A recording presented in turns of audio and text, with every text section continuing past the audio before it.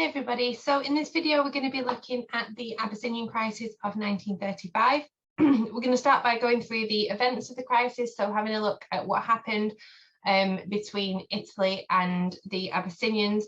We're going to have a look at how the League tried to deal with it and why they failed to deal with it, and then again we'll have a look at some cartoons at the end. So let's start then with the events of the the Abyssinian Crisis. So Abyssinia is what is modern day Ethiopia in Africa. Okay, it was called Abyssinia then, it's called Ethiopia now.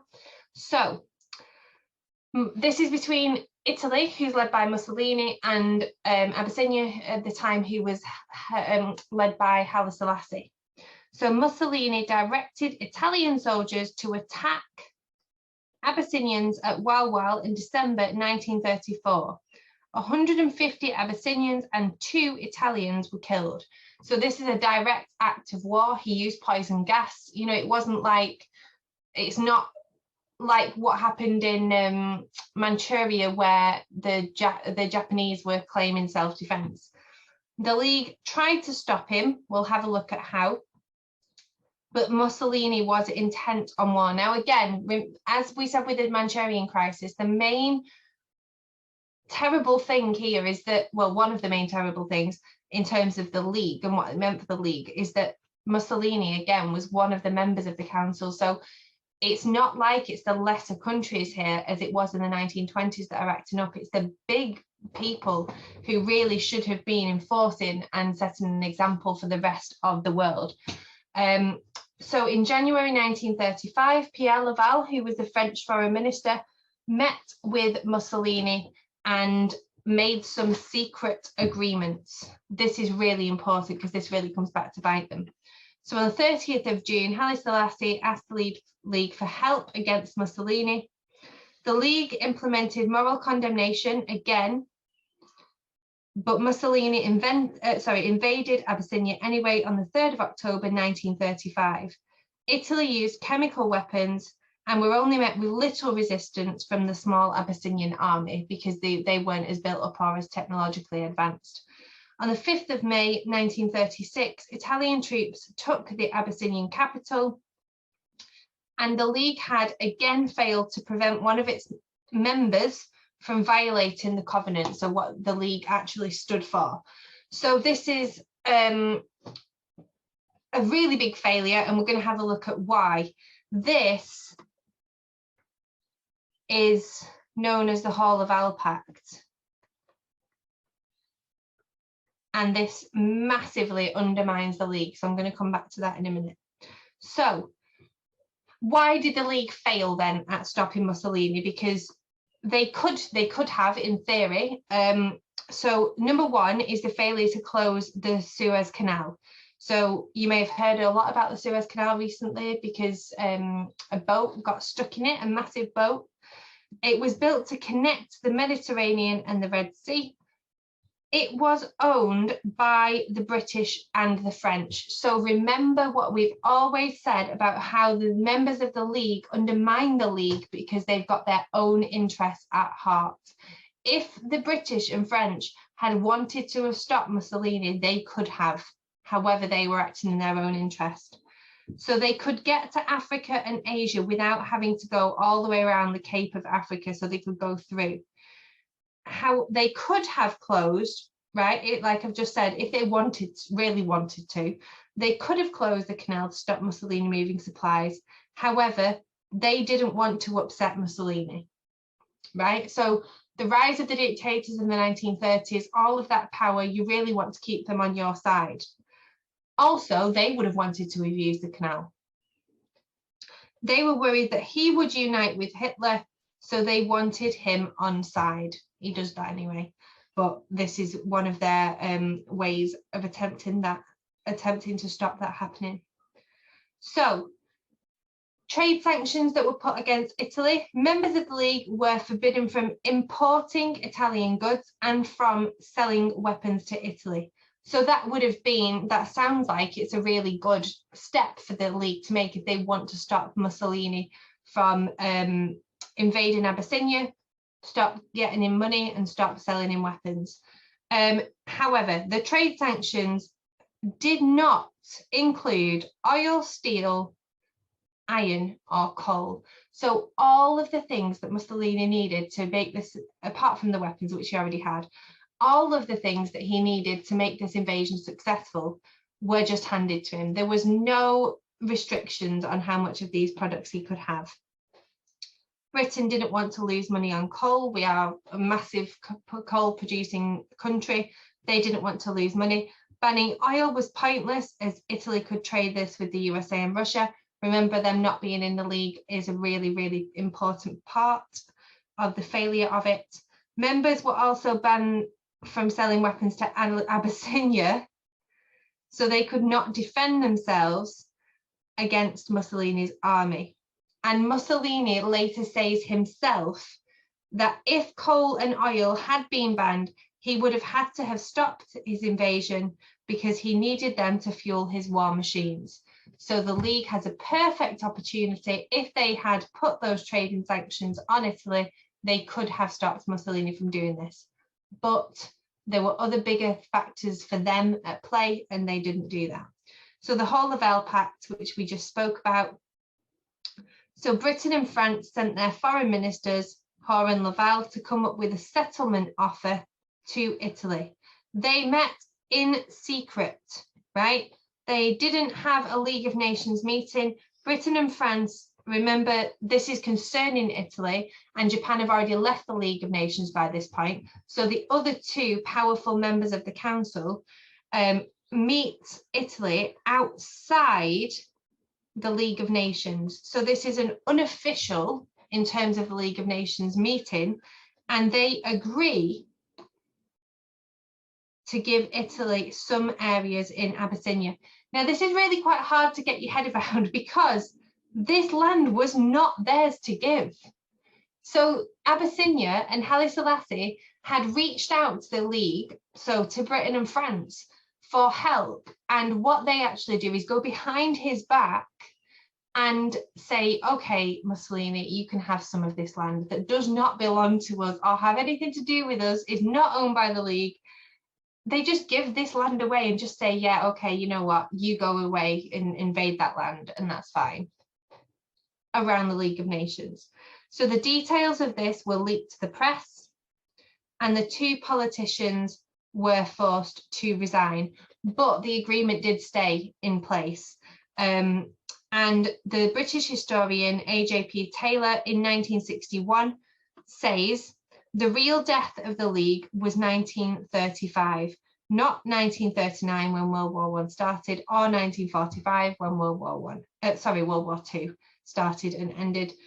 One day it was a powerful body imposing sanctions, seemingly more effective before. The next day it was an empty sham. Okay, this is following the Whole-of-Hell Pact. Everyone scuttling from it as quickly as possible. What killed the League was the publication of the Whole-of-Hell Pact.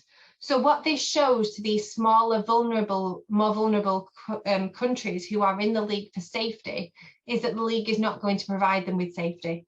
When they appealed to the League for help, as Haile Selassie had done in the Abyssinian Crisis, the League and the powerful members of the League were always going to act in their own best interest. So why were they in an organisation that said that they couldn't have weapons when, if they were attacked by another country in the organisation, nobody was going to give them weapons, nobody was going to trade weapons with them, and they had left themselves wide open to attack because the League was never going to do its job. The leading members of the League were only in it for themselves, and if invading a smaller country did them good, then they just let whoever do that. Okay, no real sanctions, only window dressing sanctions. So in response, so on December the 12th, 1936, Japan, 1935, Italy leaves the League. So it says here, Italy left the League of Nations on Saturday. The decision to take this step was announced in theatrical fashion to 100,000 persons in the Piazza di Venezia in Rome last night. So Mussolini isn't just doing this quietly, he's saying this as a victory. They're leaving and he's announcing it as though it's a really, really positive thing. In a declamatory speech, Signor Mussolini explained the withdrawal and in doing so attacked the League. So even though they've let him get away with it, even though nothing's really happened as a punishment, he's attacking the League and he is appealing to the crowd who are cheering and groaning when they should.